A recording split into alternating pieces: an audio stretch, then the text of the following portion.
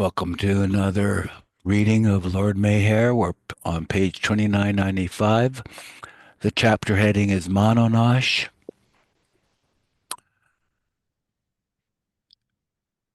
And we'll start with Marvin. Are you ready to read? Mm-hmm. All righty. Okay. They saw that everyone has to do actions. Even the laziest of men has to do actions, such as eating, drinking, sleeping, etc. Therefore, the masters thought of actionless actions. That means to do actions, but to do them in such a way that the effect is as if no action was done. If this is done, the past impressions of actions get spent up mentally by experiences of happiness or misery, but no new impressions are created. Suppose you do an action of helping someone without any thought of self interest, or you try to protect a woman without self interest. And while doing so, you are beaten, and the police, on the other hand, arrest you and put you in jail. These happenings spent up some of your old sanskaras, but since you had no self interest, no fresh sanskaras are formed. This process, however, is so long and complicated that one can attain Mananash through action only after yugas, cycles of time. So, masters wanted actions to kill actions, that is, actions done in such a way that the effect thereof is impotent or gives no result leading to any kind of, I need to scroll,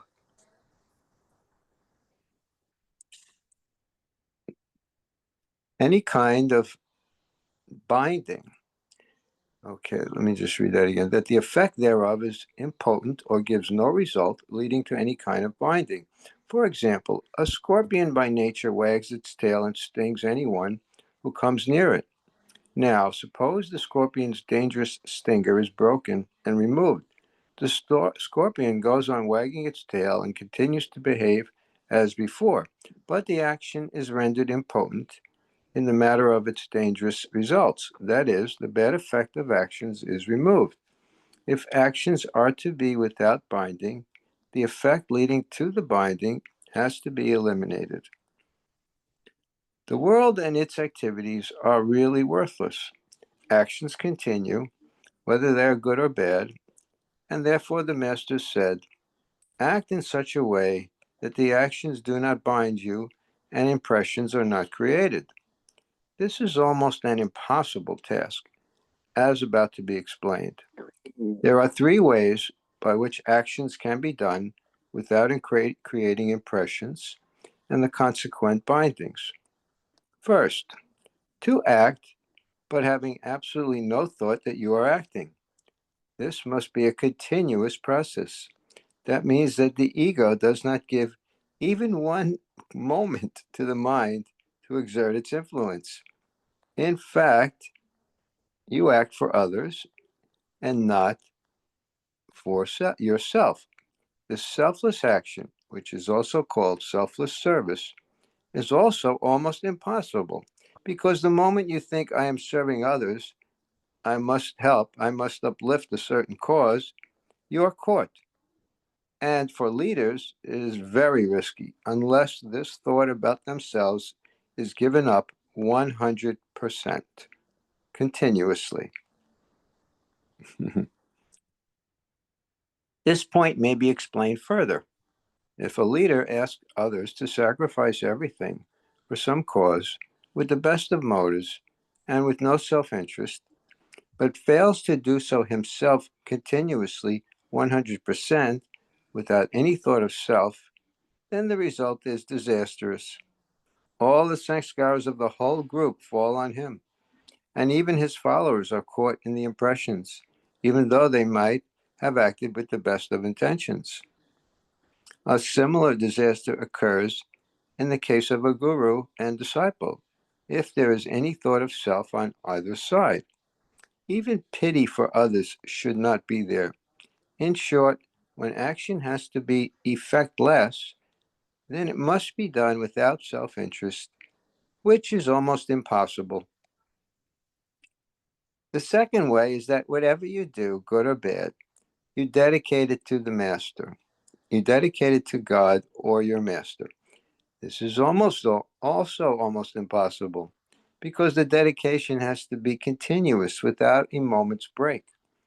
If you are able to do so, then the impressions are not created by actions.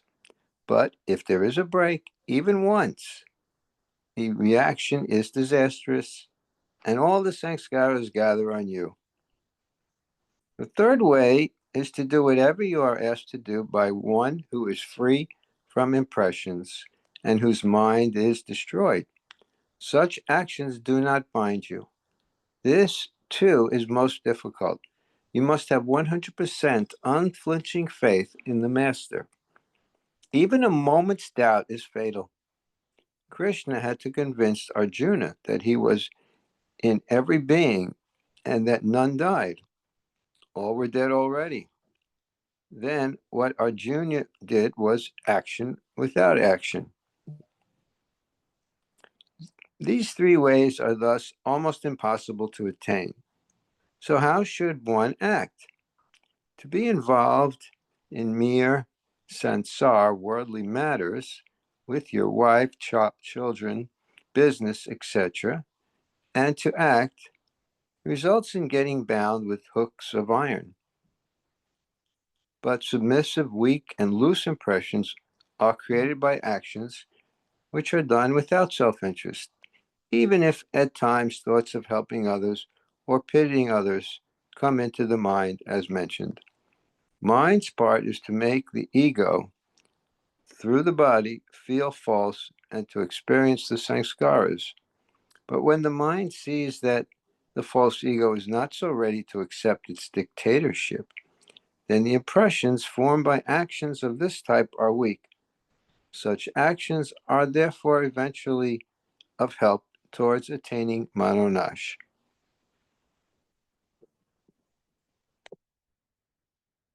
Some masters chalked out ways of destroying the mind through mind itself, through meditation and concentration. When mind becomes concentrated, its further function is weakened, and the impressions wipe out themselves. Because impressions are like worms and exhaust themselves. But this process of meditation and concentration makes Manonash almost impossible because mind has its habit of getting impressions executed or spent. Because mind has its habit of getting impressions spent. When the mind feels frustrated, it gets more desperate. The moment you sit for meditation, sometimes thoughts which you never did think before come to mind, come to you, and eventually one of the following three things happens. First, you get fed up because you cannot concentrate. Or second, you get sleepy or dreamy. Or third, more bad thoughts enter your mind and you have to give up your attempts. But if you have a brave heart and patiently persist, then in a very few cases, the mind is temporarily stilled. Now, this results in one of two things. One either enters into a samadhi. This trance and samadhi are not Manonash.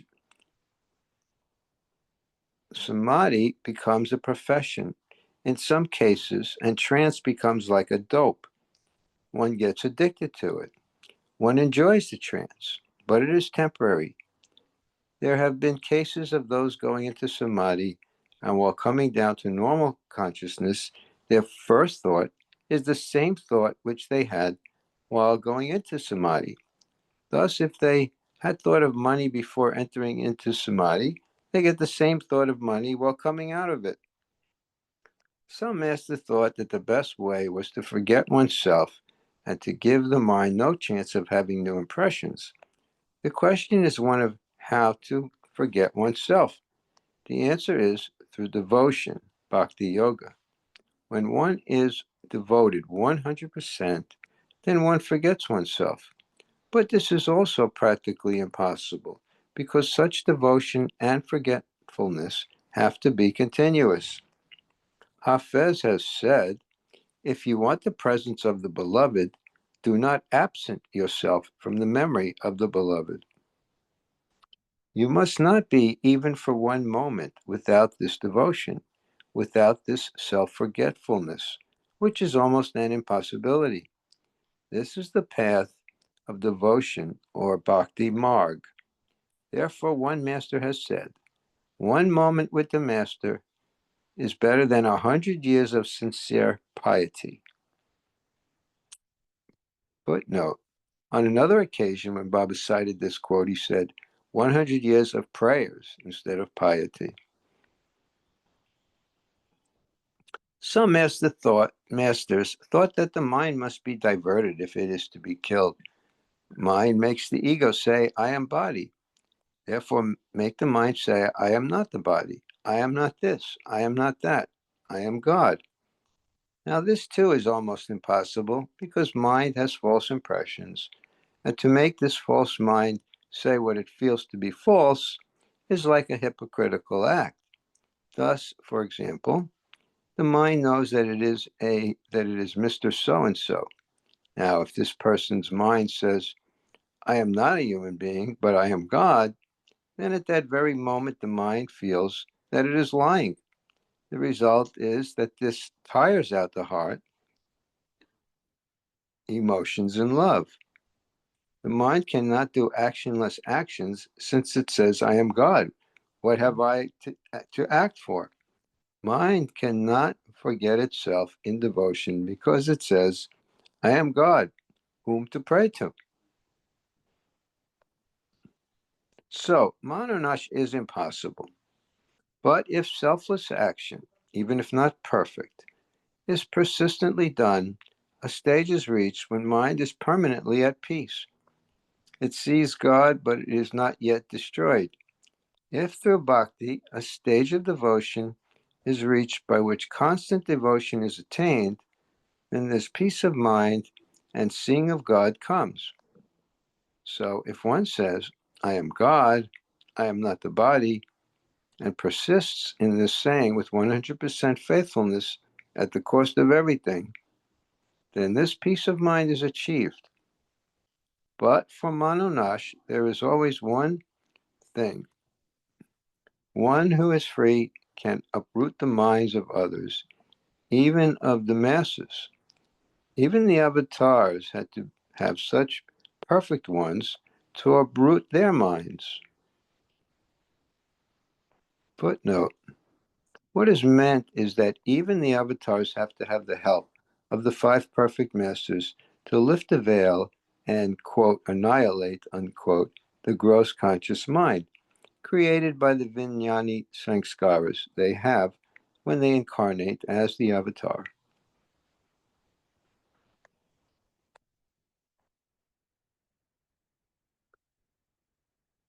In short, there are all these ways to attain Manonash and to make you feel that you are God, infinite, eternal.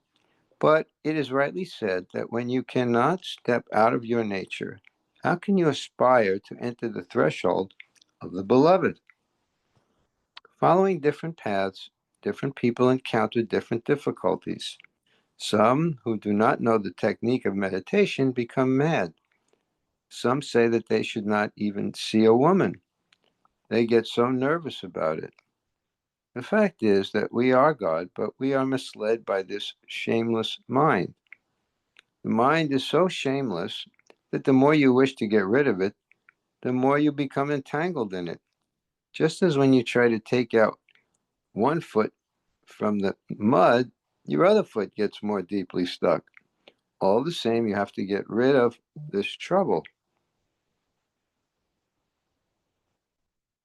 Manonash is real samadhi, bliss for the mind. Mind is uprooted, and then its death occurs, and the ego immediately feels, I am everything and have no concern with the body. At that moment, either the shock is too strong and the body falls, or the momentum keeps the body for some time and then it falls, as in the case of the Majzubs. Real ego is the goal. Some who reach the Manonash stage and have to perform certain duties continue to remain in their body with an impressionless mind to help others in seeing themselves in everyone.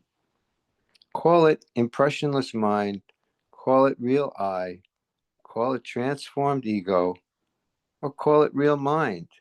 It is one and the same infinite truth, beginningless and endless. You are all in all. All that you need is emancipation from all that is false, which has fallen to your lot. I now think thus. I am absolutely full of weaknesses in my new life. And in spite of my present helplessness, I have got to achieve the annihilation of the mind. To achieve this extremely difficult task of Manonash, I have 4 months in hand. It is like a lame person wanting to reach the top of Mount Everest in 4 months. But I feel 100% confident that God will help me to achieve this. On October 16th, when you fast, ask God from the bottom of your heart to help me in achieving the annihilation of the mind as I want to be achieved. I feel 100% confident that God will help me in this. After this discourse, Baba Das asked, can those who are not present here fast for 24 hours on October 16th? Quote, those who wish to do so, Baba replied. Those who wish to do so, Baba replied. During the fast, they should pray to God at least once, that according to my desire, he may help me achieve the fulfillment of the God-determined step. At the time of starting his dictation, Baba had forbidden anyone to ask questions. But on Ramju's interjecting a question, Baba replied, had you any sense, you would never have asked me. Still, answering Ramju, Baba commented, it is as an ordinary man that I have tried to explain the Manonash as to be achieved by an ordinary man. All are free to and should hold on to their faith in me and to their convictions and beliefs about me. One may interpret my words as one likes. When an earthquake takes place, it is possible for many other things to happen, such as fires, floods, destruction of buildings, etc. And it is equally possible for one interpretation or another to prove to be correct. Ghani asked me why and how I could achieve Manonash, because, as believed by him, I have already achieved it in the old life. But, he being my childhood chum, I have pardoned him for asking such a question. The meeting came to an end at 11 a.m. Baba said that in the afternoon, instead of playing games, the men were to put on humorous skits and recital to make him laugh. Before Baba left, he called everyone again, and Baba stated that he had arrived at a decision. 15 out of the 21 should not accompany him. Of the remaining 6, Baidul, Daulat Singh, Erich, Gustaji, Pendu, and Minu Karas, 4 would definitely join him. Gustaji, Baidul, Pendu, and Erich. He stated he would decide on the 7th of September whether or not Minu Karas and Daulat Singh should be taken along. I will live the new life myself for 4 months fully and will similarly end it fully, Baba stated. The concert, quote unquote, was staged that afternoon with Dake, Minu, Sidhu, Jalbai, Gadakar, Savak Kotwal, Rustam Kaka, and Keshav Nigam as the main participants. Keshav, disguised as a woman dressed in a sari, hid his face with one end of it and looked at Baba coquettishly, trying to attract his attention. Baba was highly amused and presented him with one of his lockets. Savak also gave a spirited Indian dance performance. Rustam Kaka imitated Ali Senior's father, Khan Saheb, who, when a telephone was first installed in his office, used to hold the wrong end of it to his ear. When he did not hear anything, he would become upset and would loudly curse and shout. Once, a long-distance call came from Bombay. Picking up the receiver, Khan Saheb put it down momentarily to take a pinch of snuff. Picking it up again, he started to talk, but the operator came on the line, saying, "I'm sorry, sir, your connection is broken. There's no one to talk with you." Khan Saheb was furious.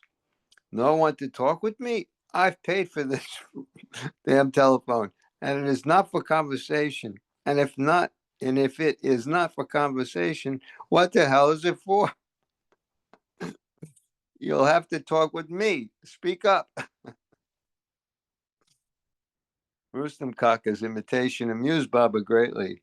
Rustam Kaka also sang bhajans, and one particular song so pleased Baba that he bestowed upon him the title of Ustad, maestro, and gave him and the other actors a locket. Dake was also quite funny. He played a violent, wild executioner who was out to slay the god of mind. Baba was in an exceptionally good mood and distributed rose petals to the men and staff. The following day, Saturday, 30 June 1951, Baba stated, "I am most happy at the declaration I made, bearing in my heart all the perfect masters of all ages. I hope you have shared in my happiness. I also feel that in February 1952, the bliss that is endless will be attained." That morning, Baba took the group in 2 buses to the scenic Usman Sagar, a lake. They returned at 10:30 a.m., and the rest of the day was pleasurably spent in light talk, amusements, and recreation. Baba consented to a group photograph, which was taken on the steps of the bungalow. Baba also met individually with a few of his lovers that day. Nanak Kerr told him, "I wish to stay with you." "Would you do as I tell you?" Baba asked. "Assuredly," was the quick reply. "From tomorrow, start drinking 2 bottles of wine and eat 1 kilo of mutton," Baba ordered. "Would you do it?" Although Nana, being a high caste Brahmin, had never touched wine or meat in his life, he agreed to obey. Baba then related to him, "I am very pleased with you, but continue to stay at your house and never touch wine or mutton." Pankraj also expressed a similar wish, whereupon Baba stated, "If you stay with me, your wife Tarabe will nab me."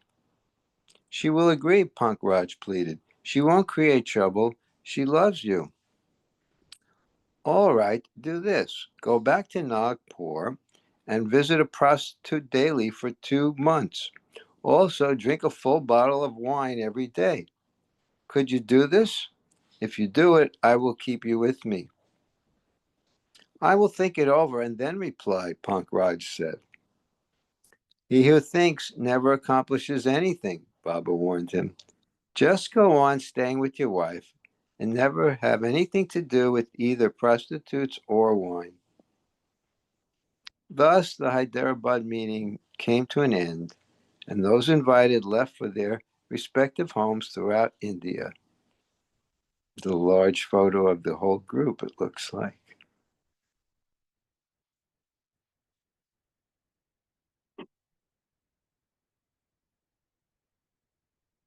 By this time, the war in Korea was at its extreme. In April and May of 1951, The Chinese and North Korean communists had launched major battles and appeared to be pushing toward victory. But in June, after Baba shifted to Hyderabad, there was a massive UN counteroffensive. The Korean War proved to be one of the bloodiest in history, with a total loss of more than 2.5 million men. All this while Baba was making his own dramatic plans. Murli Kali had stayed with Baba since his father, Kalamama, had sent him to study in the Meher Ashram in 1927 when he was 13. At the Hyderabad meeting, Murli conveyed to Baba that he was interested in practicing homeopathy and wished to study further. Therefore, on Sunday, 1st July 1951, Baba willingly freed him from being a servant companion and sent him back to his old life. As a companion in the new life, Murli had faithfully carried out all the conditions, and Baba was fully satisfied with him. All right, Gene, maybe I'll pass the reading for a while. Thank you, Marvin. Mayor Karan, are you busy on duty or can you read? I can read. Awesome. Krishna Nair had also joined Baba when he was a boy in Bangalore in 1939 and stayed with him subsequently. But in 1947, he had been sent back to his home in South India. Before going on the new life, Baba had instructed Krishna to go on a pilgrimage all over India. After his pilgrimage, and since Baba had not called him to join the new life, Krishna had joined the police force. Dr. Ghani once asked Baba what happened between him and Krishna. Previously, Krishna was a frequent visitor, Ghani observed. Now we did not see him for months. Baba replied, Krishna was on the straight line, but he turned. Now he has gone to the side. He struck there. Who changed his line, Baba? Ghani inquired. Don't ask, Baba replied. Meanwhile, during this period, Krishna got the opportunity to visit Hyderabad to deliver a parcel on behalf of his superior on the police force. He knew that Baba was in Hyderabad from one of Adi's circulars mailed to him, so he attended the meeting. When he met with Krishna, Baba inquired as to what he was doing. Then Baba asked, Are you willing to come and stay with me again? Krishna said he would. Baba then declared, He has come again in the lane. Quitting his job, Krishna rejoined Baba. One day, Kaka saw a cobra near their bungalow. He sent for Krishna, who came and killed it. After it was dead, as a joke, Nilu began whacking it forcefully. But as he was doing this, the string holding up his pajama pants broke and then fell down around the feet. When Baba and the others saw this happen, they all had a hearty laugh. Baba ribbed Nilu. If your trousers fall down when you strike a dead cobra, what would happen if you killed a live one? For a few days after the men invited to the meetings left, Baba suffered from fever and a cough. For Silence Day, for the first time, Baba instructed his lovers all over the world, as well as his companions and the women with him, to observe silence on Tuesday, 10th July 1951, from 6 a.m. that day till 6 a.m. of the 11th. On 30th July, Ranu and Kitty arrived in Hyderabad from Bombay. Baba had instructed them to quit their jobs, and although originally he had stayed, they would have to find work in Hyderabad. Okay, I'll read it. Baba had instructed them to quit their jobs, and although originally he had stated they would have to find work in Hyderabad, he now declared they should not look for employment. They again began staying with Baba permanently, along with Mehra, Mani, Mehru, Goher, and Naja. Mani and Mehru needed surgery, and they were operated upon in Hyderabad, with Goher in constant attendance. Rano prepared breakfast for the women and washed Baba's clothes. These were duties which Mehru had been doing until she had fallen ill. Mehra attended to Baba's personal work. Naja cooked the meals and Kitty helped her.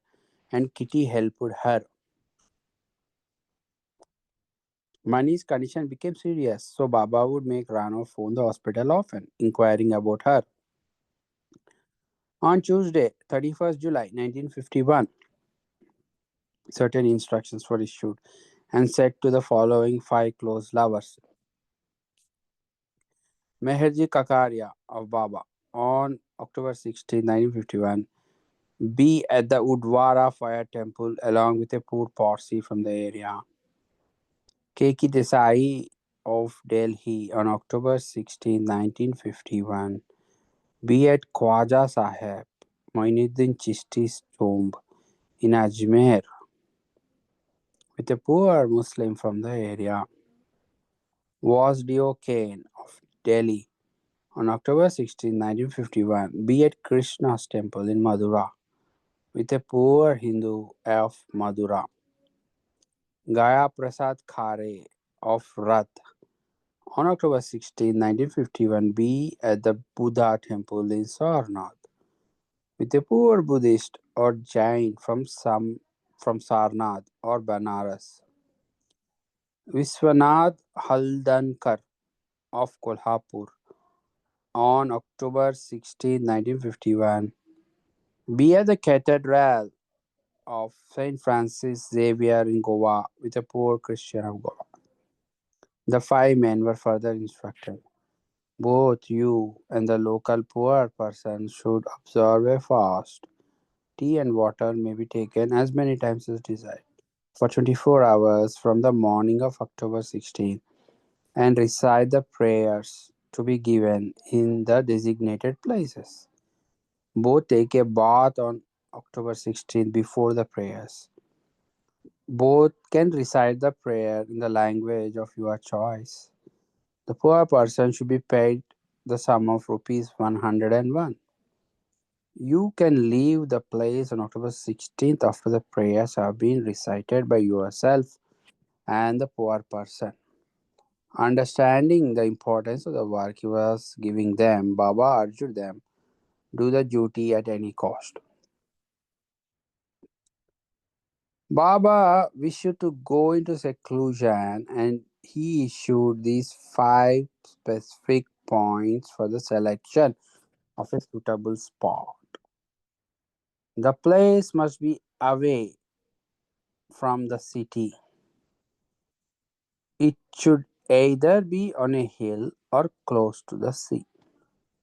It should have a small village nearby. It should have a spiritual history. It should have a vast expanse on at least one side so that I may move about freely without being disturbed. In the first week of August 1951, Eruch Pendu and Baidul found a hill known as Khojaguda, 8 miles from Hyderabad. On top of the hill was a cave adjoining the tomb of Hazrat Baba Fakhruddin, a Muslim saint. The footnote of the saint says Hazrat Baba Fakhruddin lived in the 14th century. Even to this day, although his tomb has become a place of yearly pilgrimage, strangely it has no roof. In centuries past, quite a few times, the saint's admirers contributed to build a roof over the tomb. But every time within a few days it was blown off by winds. This led people to conclude that the saint preferred exposure to the heavens for all times. Below this cave was another naturally carved beautiful cave with a ledge inside, and below it was a Hindu temple. Baba liked the place very much. He chose the second cave for his work, keeping the upper one as a place for rest and for sleep. He commented, "At the top, a Mohammedan tomb, at the foot, a Hindu temple, and in between, my cave for my great work, which will end in either utter failure or great victory." Pendu put up a door of bamboo matting at the entrance to the cave and made the cave above into a bathing room. The man hired to make the bamboo matting was overcome with love for Baba. It was he who had originally shown them the spot. Many years after Baba has left Hyderabad, Pendu met this man once again in Pune. The person informed Pendu that he had been seriously ill and he had lost his eyesight. The doctors gave him no hope of recovery. So, stopping their treatment, the man kept a Baba photo locket in a glass of water and then drank it. His eyesight, he informed Pendu, was restored as a result of his faith in Baba. Adi Senior, Adi Junior, and Meherji arrived in Hyderabad on 8th August 1951 to meet with Baba. With Meherji came a college colleague of Gabriel Pascal, another Hungarian screenwriter named Giza Herces, 63 years. Footnote, please. Giza Herces. Is that correct pronunciation? Your guess is as good as ours. Okay. The footnote now says in 1937, Baba had seen one of Herz's films, The Life of Emile Zola. At first, the man seemed unimpressed with Baba and went on about working with Pascal and their film about Gandhi. But after Baba's explanation about divinity, interspersed with bits of humor, Hergest suddenly remembered to take off his shoes. He later told on that he felt something within and that his heart was touched. Adi Senior presented him with a copy of The Wayfarers, and Hergest returned to Bombay by plane with Meherji. On Monday morning, 9th August 1951, Adi Senior, Adi Junior, and the companions were called to discuss certain arrangements with Baba in connection with the 4 months of Manonash from 16th October to 16th February 1952.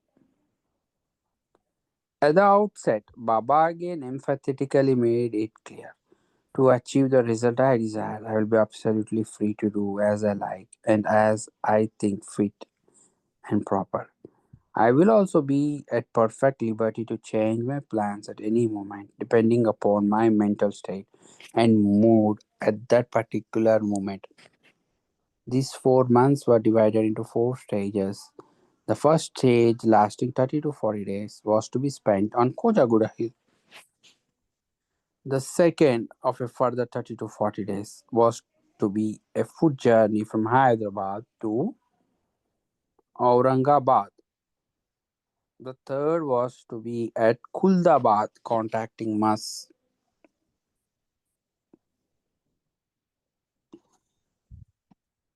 I cannot say how I cannot say now how I will live and how I will behave during this period. Baba concluded. I might be near naked in a langoti or dressed in my usual attire. I might eat 4 times a day or fast for days on end.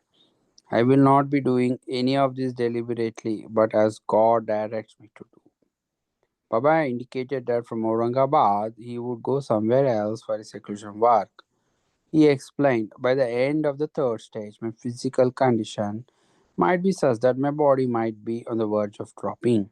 In that case, and I feel that my condition of a spiritual background for a sight is no longer necessary. In that case, and if I feel that my condition of a spiritual background for a sight is no longer necessary, I would prefer to spend the final stage at a place associated with my old life. Under these circumstances, Baba preferred to stay at Tembi Hill near Mehraza. He informed Adi Senior and Adi Junior to make every effort with Sarosha's help to acquire the hill where he had previously been in seclusion in 1947. The hill belonged to the government and it was difficult to get permission so quickly. But Saroj used his influence and managed, and Padri started repairing the cabins on top where Baba had stayed before. At the end of the meeting, Baba emphasized, if I stay on Pimpalgaon Hill, it will only be during the final stage, lasting for 30 to 40 days of the Manonash period. My stay there should not be construed to mean that I will settle down at Pimpalgaon as of old. Adi Senior and Adi Junior left Hyderabad on the 11th. Baba chose Eruj Pendu, Baidul, and Gustaji to go with him during the 4 months of the Manonash period. He also stated that Daulat Singh and Minu Kharas would be with him for the first 3 months. Meanwhile, Vasudha Kane and Kishan Singh of Delhi were asked to have models of 5 religious symbols made: a Buddhist temple, a Hindu temple, a Christian church, a Mohammedan mosque, and a Zoroastrian fire urn representing the fire temple. With the assistance of Madan Mohan Agarwal of Agra, who had learned of Baba the previous year from his close friend Keshav Nigam and Kishan's friend Auri Shankar Varma. The models were carved out of alabaster at Agra and sent to Hyderabad. And there is a picture of the 5 models. Baba's old life followers and devotees were informed of Baba's plans through a steady stream of circulars. But they were strictly warned not to communicate with Baba or try to see him during his work on the hills and while on the foot journey. Thank you, Meher. Rolf, could you unmute and continue? Yes. Those models of the churches and the temples were marvelous, aren't they? Beautiful, beautiful, yeah. Alabaster is beautiful stone. Yeah. On Tuesday, 16th August 1951, because of unrest in the country at that time, these instructions were sent to Baba's lovers throughout India. In view of the God-determined step that Baba has to put into execution on October 16, 1951, Baba wants you to understand and act upon the following. 1. Baba never has had and never will have any concern with politics. He therefore desires that if any of you do political work, you must never involve him or make use of his name in connection with that work. 2. Baba desires that all his old life followers should not give way to the temptations of pursuing selfish ends. 3. Baba desires all his old life followers and all his new life friends, brothers, sisters, and servants to kindle in their hearts the light of love for God. At the time these preparations were taking place in Hyderabad, Dr. Ghani had a heart attack in Pune and died the following day.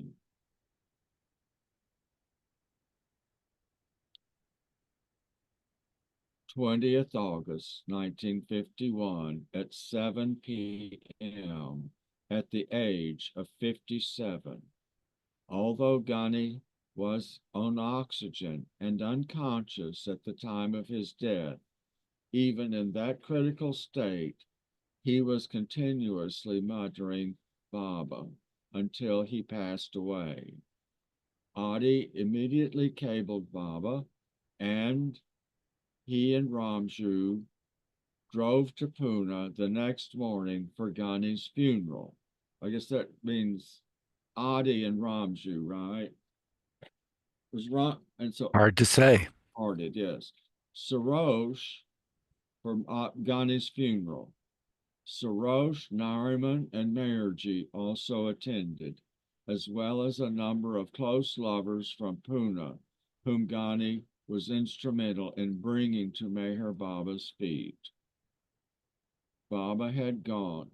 Ghani's body was buried in an unmarked grave in the cemetery near Rywood Park in Lonavala, his family home. Before Ghani's body was removed from his home in Pune, a very attractive yogi or sadhu was seen on the street opposite the house, holding a burning torch. He looked up at the building and was heard to say, "Lovers of God always undergo trials and troubles."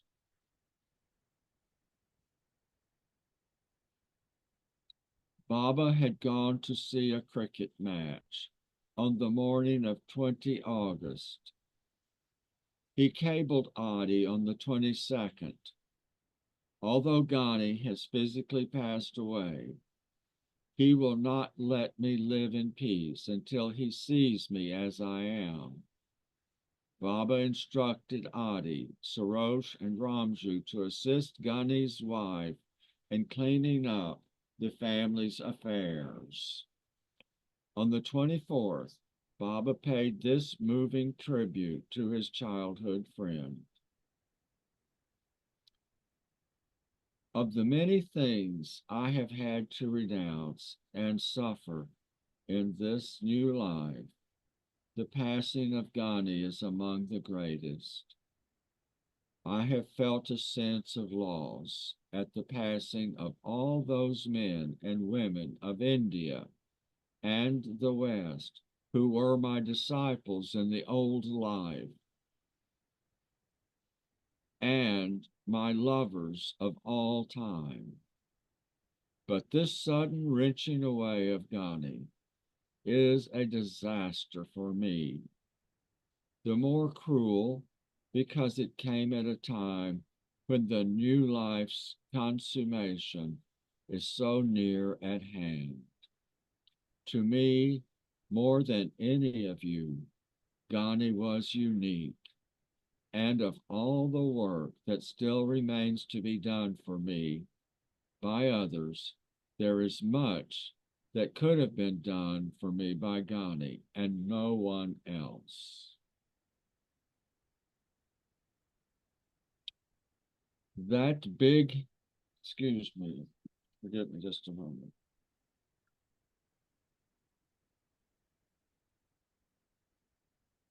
That big head of his was truly a treasure house in which wisdom and wit were blended to perfection.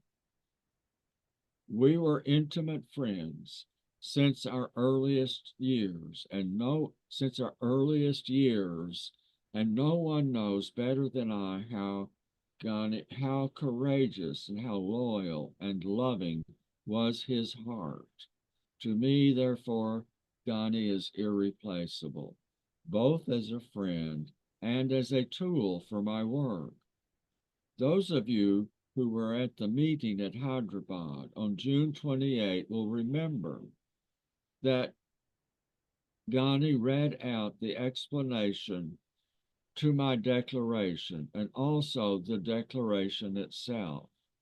As one of the witnesses to that declaration, he was to fast on October 16 and say a prayer on my behalf. Until February 16, 1952, I want to feel that Ghani is still in the physical body, and I have therefore asked Ghani's son-in-law, Bagu, who was not present at the meeting of June 28, to act as Ghani's proxy on October 16. Ghani passed away on October 20, right? I believe so, yes. Well, how is this? We're acting as proxy on the 16th of October. Well, these dates, Beats me. maybe we're looking a year forward. I'm long, a bit 51.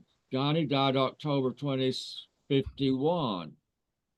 That now we're talking until February 52. I want to feel Ghani is still in the physical body, and I therefore asked Ghani's son-in-law Bagu, who was not present at the meeting of June 28th, to act as Ghani's proxy on October 16, I presume 52, by fasting and saying the prayer for me.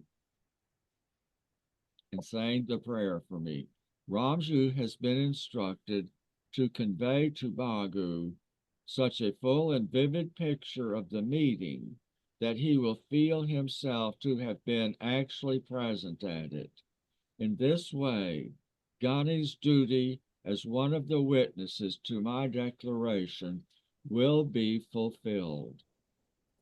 And if it be God's will that I manifest universally by February 16 next year, may it be God's will also that Ghani and every old life disciple who has passed away experience and enjoy that manifestation as if they were still in the physical body.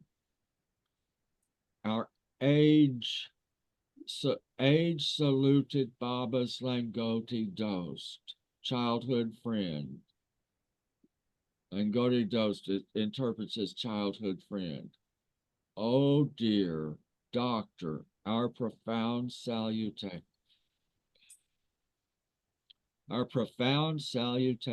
to you. The necessary preparations for Baba's seclusion continued throughout September, and Baba was still planning to visit the West. We got a footnote there.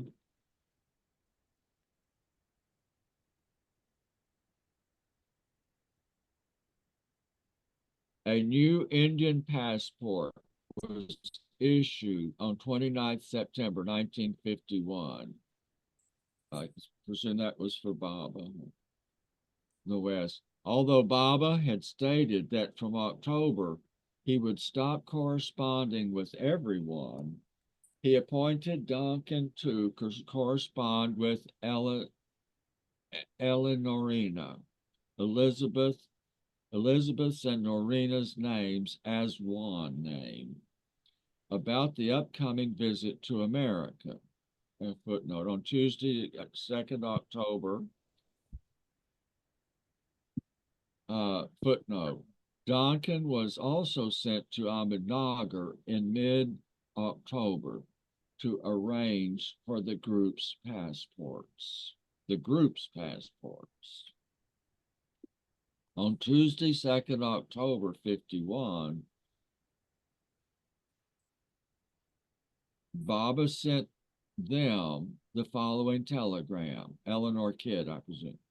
Absolutely happy, Eleanorina, successful, having Baba definitely come to America about end of March, God willing.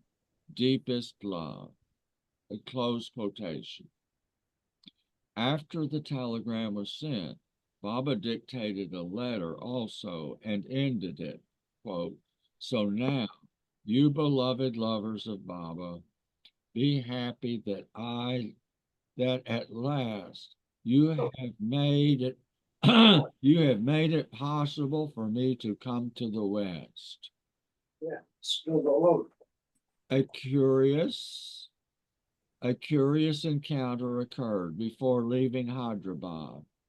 Erich visited the police commissioner's office and submitted a letter stating that Meher Baba intended to travel by foot from Hyderabad to Ahmednagar and requesting the police to inform other officials along their way so that the group would not be stopped and unnecessarily inconvenienced for verification of their identity by the local police. Oh, thank you, Ralph. Eva, are you able to read? Sure. The commissioner, S.N. Reddy, invited Erich to his house for tea, and Erich, surprised by the invitation, accepted. At his residence, Police Commissioner Reddy left the room and returned with an old framed photograph. It was the photograph of Baba as a young boy with his high school cricket team. Reddy said he was a member of the team and said, "Tell Baba that I always remember him from our school days." The necessary documents were promptly prepared and sent out.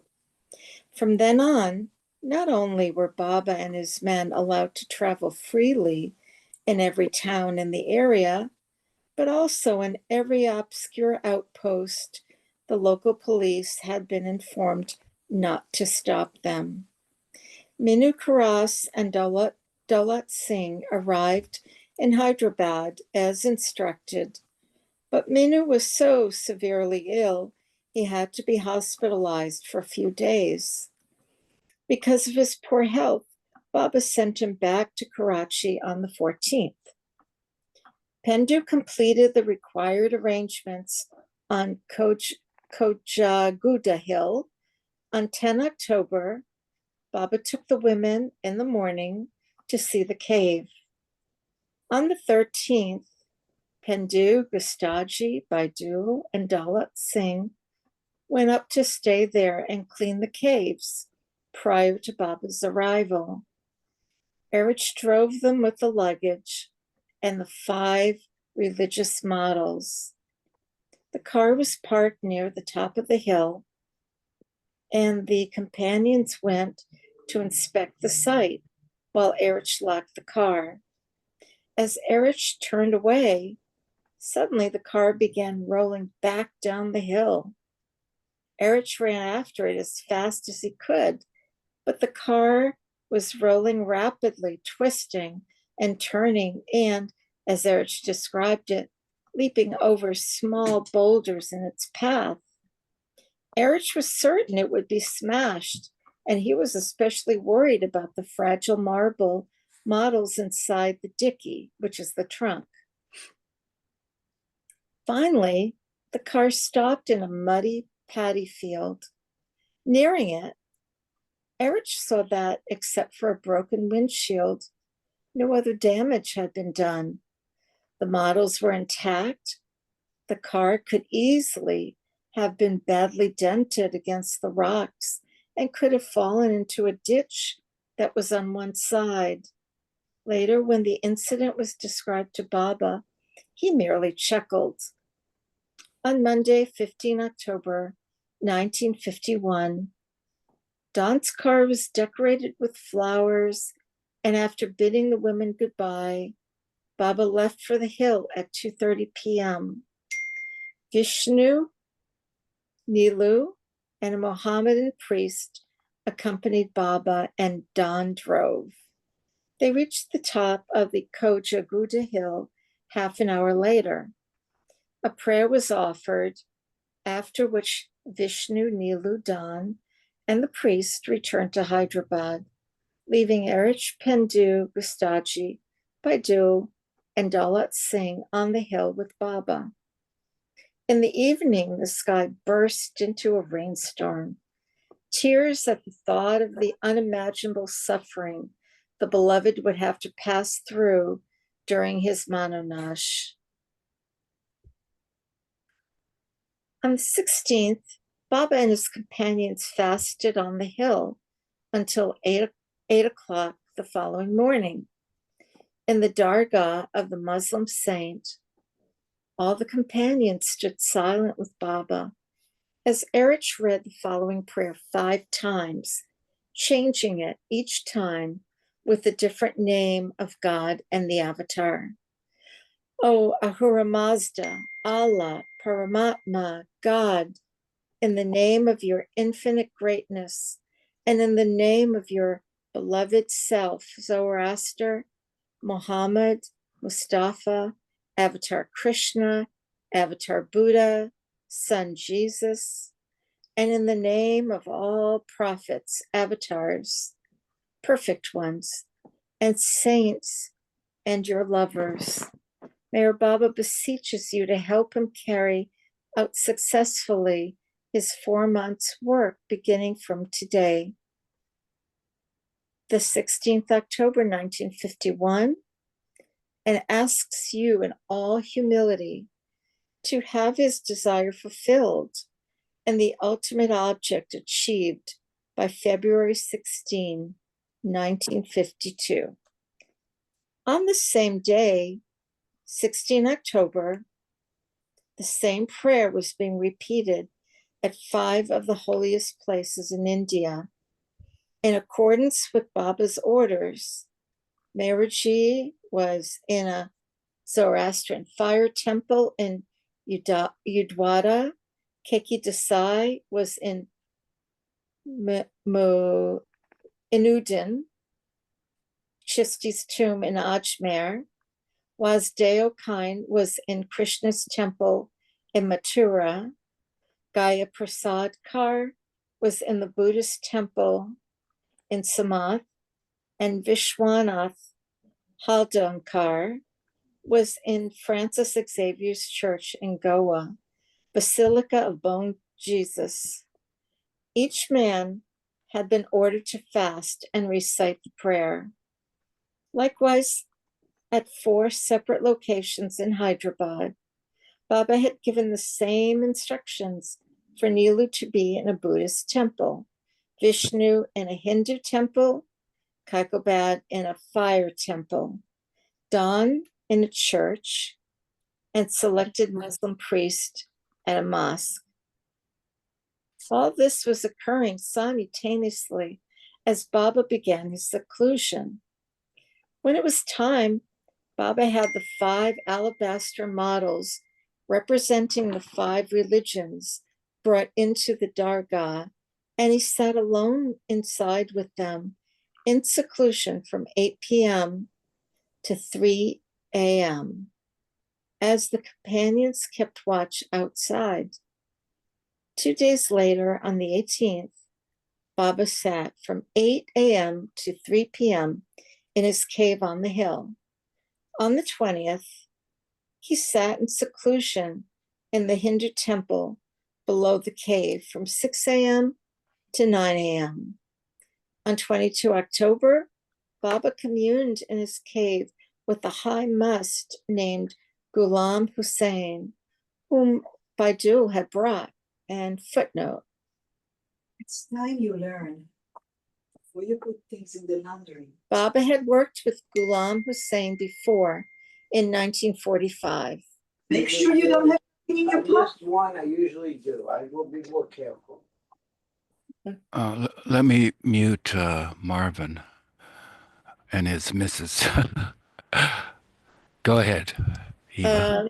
The next day was the final day of Baba's seclusion. The luggage from Kojaguda Hill was sent to the Kohinoor bungalow at Jubilee Hills on the 24th, with this message from Baba to the men and women companions.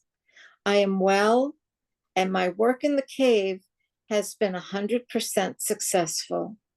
Today, I will start on a foot journey to Meherazad via Aurangabad.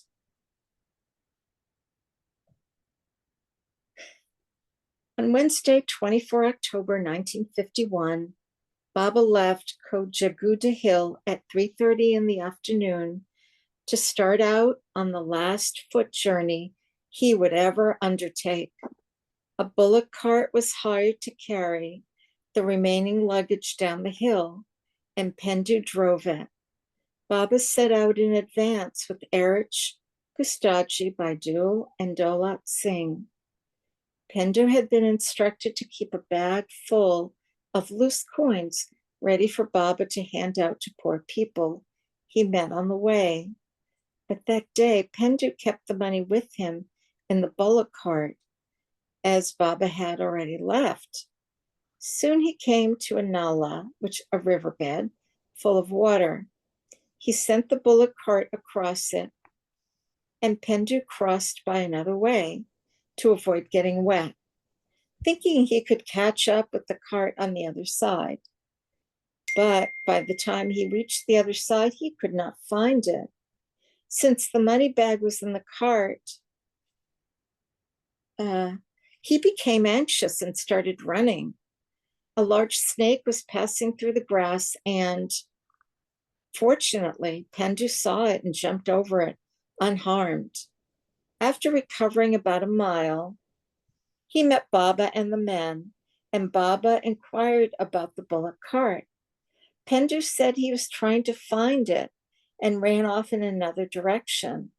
He was able to locate it and sighed with relief when he saw that the money bag was intact. Baba and the companions, after walking 7 miles, reached the Dak bungalow in Lingampally, where they stayed for the night. And footnote, the town may also be known as Lingampeta. They left early in the morning of 25 July and walked 5 miles to the Dak bungalow at Patachiru, reaching it at 8:30. After taking tea and chapatis, Baba and the men proceeded to Jagapet by bus, taking their luggage with them.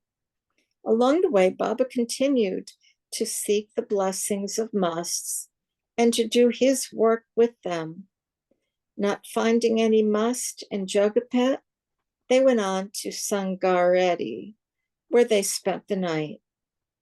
At 8:30 the next morning, leaving Sangareddy by bus with his 5 servant companions, Baba arrived in Sadi Shivpet an hour later.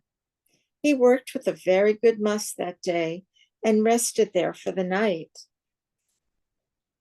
Thanks, Eva. We'll pick up here next week on page 3011.